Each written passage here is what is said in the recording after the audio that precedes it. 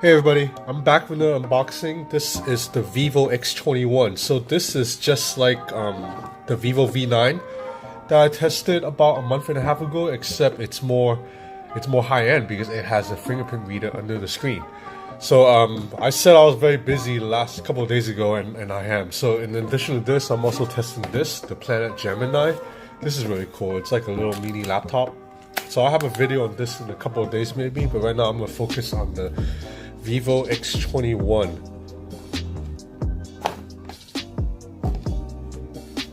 Okay, so the packaging, it's quite a bit nicer than the Vivo V9, which had a more basic white box kind of packaging.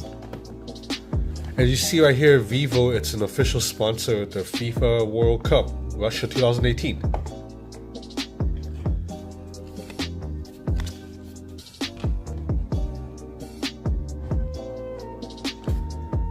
So you have this is a US plug or a China plug. It's quite interesting in China right now. They use both the US style plug and also the round ones. So they're like the only country I know of that uses two different sets of plugs. And these are earbuds. They look pretty nice. How do we open these?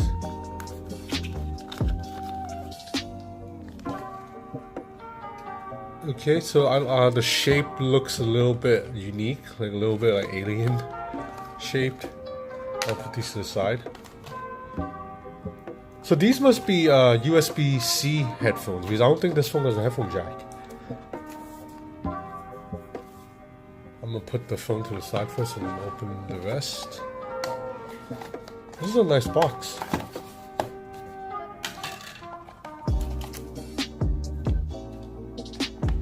So you do get a case of the phone. Oh, it's a nice. The case is also a little bit nicer than the case that came with the Vivo V9. The Vivo V9 came with a soft jelly case. This one, it's a little bit harder. This is a plastic case. Then you have SIM ejector tool and some papers.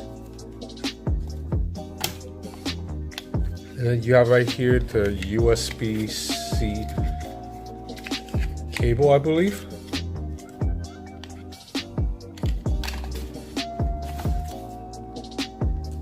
Okay, now I think Vivo phones, there's nothing for me to peel because they wrap it like this, so then once I open it, the phone's already naked. Because I usually, if you see my unboxing, I really enjoy peeling off that cover. But nope, yep. Oh no, this phone still uses USB-A, so it's not a USB-C. My apologies, USB-A. So you put the two phones side by side. You have the Vivo V9 on the right and the Vivo X21, and they look almost exactly the same. You put them side by side. Yeah, almost exactly the same. So I guess the only real difference is the under-screen fingerprint reader.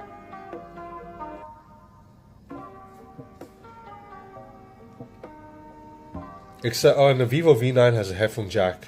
Vivo V9's on the right, that the X21 does not. So this is the SIM tray, I believe. Yeah, the back looks very similar, except obviously no fingerprint. So anyway, I'm gonna power on the phone and then I'll be back with my hands on. Actually, you know what? I'm gonna go through the setup process here and then register my fingerprint, just to show you guys how to register a fingerprint under the screen. This is my first time using a device with an under-screen fingerprint reader too. Like, I've read about this plenty of times already, but this is my first time with hands-on. Okay, so you see the default language is Chinese instead of in Filipino, like the Vivo V9. That's because this phone is meant for the China market. But I'm gonna go to English and then go to US English. Wait, I don't even see US English. Huh, that's interesting. Pretty cool that this phone just doesn't have US English on here, because you know how Americans usually think they're like #1 and the center of the universe and that everything kind of should be their way. This phone is like, hey, screw that, we don't even have US English. So I'll go with Hong Kong English, which is British English. So British English is, if you're not familiar, the spelling's a little bit different sometimes. Like British people add U to certain words, like color in British is COLOUR, but in American English it's just COLOR.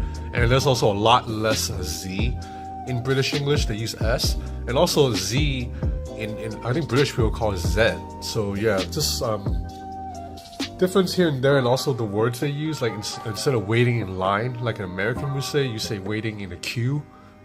And then an elevator in America, it's a lift in the UK. Okay, I'm gonna set up my I've just set up my Google account and my Wi-Fi. Here we go. So we'll add fingerprint. I gotta set up my PIN first. Okay, here you go. So I think you just put your finger on here. So you notice how the light lights up right here underneath.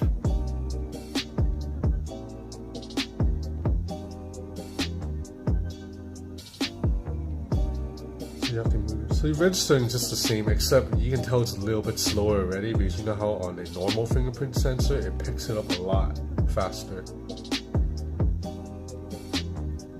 Okay, adjust your grip.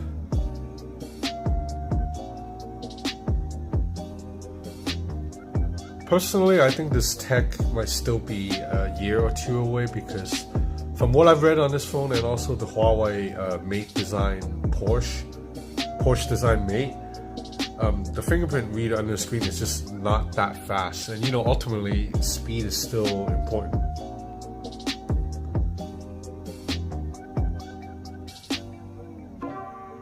So I'm not gonna add my face for now. Next, congratulations, we are done. So first thing I'm gonna do is change this damn back button to the left side, because that's where the back button should be. So that's one of my problems with Vivo phones, is that the settings, you can't search for settings. So like a lot of times I'm just in here trying to find something. Actually, I'll order gestures keys. I'm gonna change the gestures back. So right now, and I'm gonna go with the swiping gesture too. So let's check out the fingerprint reader really quick. Oh, okay, that's not too slow. That's okay.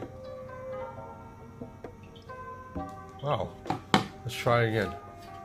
On the table.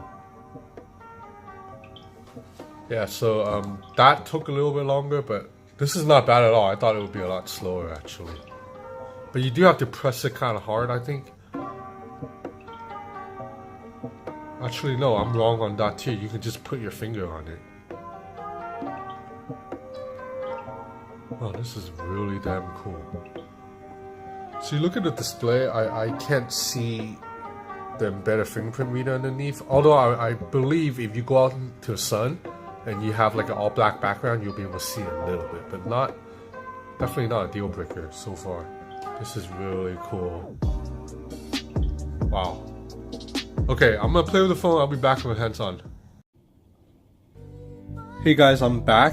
So I'm gonna make this video really short because this phone is very similar to the Vivo V9. In fact, if you put the two phones like this next to each other, you can't tell the difference at all. Like, they're virtually the same hardware, except of course the phone on the left, the X21, has an under screen fingerprint reader, whereas the V9 has a fingerprint reader on the back. They look exactly the same. Hardware, there's slight difference. So I'll just explain the hardware difference really quick. So on the X21 you have 6 gigs of RAM. V9 you have only 4 gigs of RAM. Battery size, the V9's a little bit bigger, 3260 versus 3200 here. I suspect battery size is a little bit bigger on this phone because this phone has to put a fingerprint reader under the screen, hence which takes away from a little bit of space. The chipset, the X21 has a slightly newer Snapdragon 660 compared to the V9's Snapdragon 621. But to be honest, both phones kind of move about the same, not much difference.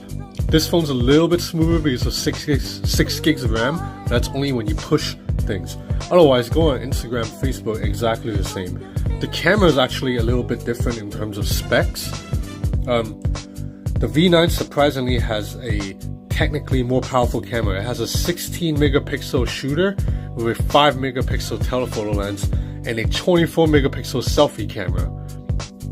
The X21 only has a 12 megapixel selfie camera, so it's half as many pixels. And on the back, the main camera is only 12 megapixels instead of 16. But truth be told, I can't tell the difference. I think 24 megapixels for a selfie camera, it's overkill. I took this selfie here. This is a 12 megapixel selfie camera. I think it looks good. Apologies for the hair. I just woke up and stepped outside, so I didn't even comb my hair. And otherwise photos look very impressive. I think even though this is technically a camera with less megapixels, you're not gonna see the difference. This is a very strong camera still. Strong camera for a Vivo device that's mid-range. So that's about it in terms of the design. The biggest difference again is this under-screen fingerprint reader. Other than that, I would say is virtually the same phone. Performance is virtually the same. So that's why I'm gonna make this video short, because if you really want to learn more about this phone, like all the benchmarks and photo samples and stuff, you can just watch my video on the Vivo V9. I'll have a link in the description below. So speaking of that, I lost my channel for about 10 days due to some fluke, and now I got it back. But as a result, all my old videos no longer are listed on my channel. So if you want to watch my old videos, you have to manually search for them. You have to search for my name, Ben's Gadget Reviews, and then the phone you're looking for. If you just click on my name and go through my videos, I don't think my old videos show anymore, which it kind of sucks, but not a big of a deal. So back to the X21. So I really love this design. Just check out how bezel-less this is. This might be the most bezel-less phone yet. In fact, when you look at a phone like this and then you look at the Huawei P20 Pro, again, I mentioned this during my video for the Huawei P20 Pro. I'm annoyed that the Huawei P20 Pro has such a big chin. Now you look at the chin, it's kind of annoying that the P20 Pro has a bigger chin. This chin is about as slim as it gets other than the Apple's iPhone 10. This is slimmer than even the LG G7, which I don't have a device on me right now, but I will be getting one soon. So I have Nova Launcher running on this phone right now. That's why it looks so damn clean, because otherwise without Nova Launcher, this is Vivo's default software, Fun Touch, and I'm not a big fan of it. Like the icons look a little bit iOS-like, and then stuff like all the feet. There's no app drawer, all that. It's a little bit annoying. So I put Nova Launcher on it. It works fine, and the phone looks great. I must mention though that there's a bug. So you notice one of the things I love about Vivo phones is this swiping gestures, meaning you don't have to use traditional Android buttons anymore. I'll show you how it works. So you swipe right here to go back, or you swipe right here to go home, and then to bring up app overview, you swipe up and you hold. So this is like copy from the iPhone 10. So I like this gesture a lot. I think swiping gesture is the future of getting around phones. Unfortunately, on the X21, the swiping gestures do not work. You do have an option to do it, so you go navigation gestures, but you can't set it up because the fingerprint reader underneath the screen is getting in the way. I'll show you. So you can swipe back, it works. You can swipe up to go home, it works. You can even swipe here to bring up this control center, it works. But right here, when you swipe up to bring up all the apps, you have to swipe up and hold. So I'll show you the action again here on the V9. The action is you swipe up and you hold to do this. You cannot do this on this phone because it's not registering. So I'm 99.9% sure the reason it's not registering is because there's a fingerprint reader underneath the screen that's getting in the way. So this is a bug in this software, because this phone gives us the option to go for these navigation gestures, but one of them does not work. I'm not sure if this is... Actually, this should be fixable via a software update. Vivo just has to account for the fact that this part of the screen is probably not registering touches. So you have to exit out of this instruction every time. That means you cannot use swipe gestures. You have to use buttons, which I have... I don't mind mostly, except when you're watching Instagram's full stories now. That's my thing, right? I like Instagram stories because it fills up the whole page. Now there's this row of buttons down below that kind of blocks the image, and that sucks, because imagine if these buttons are gone and then this entire display fills it up. I'll show you on the Huawei P20 Pro. I just think it looks a lot more immersive and cool when you can do stuff like that. So you see on my Huawei P20 Pro, the stories fill up the entire screen because there's no buttons down below. So this unfortunately really gets in the way. I'm surprised that that fingerprint reader got in the way of the swiping because it doesn't get in the way of touching. When I type on this, I can type on this keyboard just fine. I can type full speed. Yeah, so the area where the fingerprint reader would be, which is right here, it's sensitive to touch, but just not sensitive to swipe, I guess. Okay, so now you know what we gotta do. We gotta do my usual K-pop video test, just to test the screen and the sound. So let's find a good video. So people always ask me why I use K-pop videos. Okay, I admit part of it is because they look so damn good in the videos, but also because these K-pop videos are not copyright protected. Because if I go to say a Beyonce video or say a Green Day or like, I don't know, like Nicki Minaj video, and I play it for more than like 3 seconds, I'll get a notification from YouTube saying, hey, this is a copyright infringement, you have to take down your video. So I can't use any real American pop music. I have to use Korean music because Koreans are not as strict with these things. So thank you, K-pop. So right now we're testing volume at 60%. So this is an LCD panel, but looks good.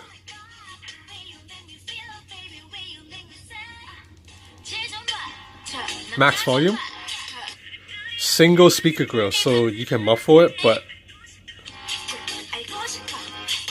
you actually feel a little bit of bass still, even at max volume, so no distortion.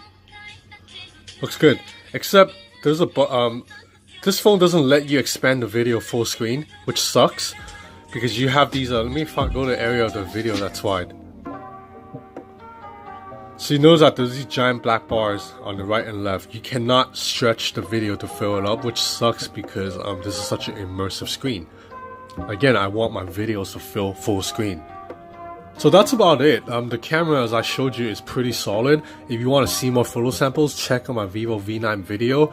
I think this phone, it's like $140 US more than the V9. I'm not sure it's worth getting over the V9 because as cool as this fingerprint scanner is, it's still a little bit of a gimmick because the fingerprint reader on the back works perfectly fine, and this phone has a really fast face unlock, so I don't see... So having a fingerprint reader on the front under the screen, the only good useful situation is if you work with your phone on your desk a lot like this and you don't want to have to pick up your phone every time, so you just put your finger on it and open. So that's the only benefit. Otherwise, in real world usage, the back fingerprint reader is still faster than the under screen. And also, earlier I was using this phone outside and it was very sunny, and when it's really sunny you can't see the screen that much, and I couldn't find the fingerprint reader area because you have to know exactly where it is. And I think I pressed into it a couple of times like off, like an inch off to the side, and then it didn't register, and then it locked me out. It says you have to use your pin because your fingerprint reader did not pick up correctly. So that means if I'm outdoors a lot and I'm using this at the beach or something, this might be an issue. Unless I guess after I use this phone for a week or two, I would just know where to put my finger. But right off the bat, if you're using this phone under the sun, it's a bit hard to see this part, which tells you where to put your finger. But when you're indoors, it's great. I'm still amazed at how fast this is. So in the future, I'm hoping phones will just get rid of all the bezels, put the fingerprint reader underneath here, and also give me some type of secondary unlock, such as a fingerprint reader on the back too, or face unlock, like a real face unlock, like the iPhone X's face unlock. So that would be better, because I don't think it's 100% reliable to use under screen. Because I also worry, what if I drop my phone and crack the screen right here? If I crack the screen here, will I not be able to use a fingerprint reader anymore? So that's something that's worth thinking about. As it is now, the Vivo V21, it's a very awesome prototype device. And at 450 US is really affordable. I think, you know, look at this display, it looks brilliant. So if you want a big screen and you want something futuristic, 450, good deal. But then I think this phone might be a better deal at $100 less without the under screen. And then also there's a OnePlus 6 coming, which should look like this and may even have the under screen reader. So a lot of good phones coming out. Really exciting time to be a gadget geek. Okay, I said I would keep this video short, but it still ended up going 20 minutes. Damn, I'm sorry guys, I talked to you that much. Thanks for watching.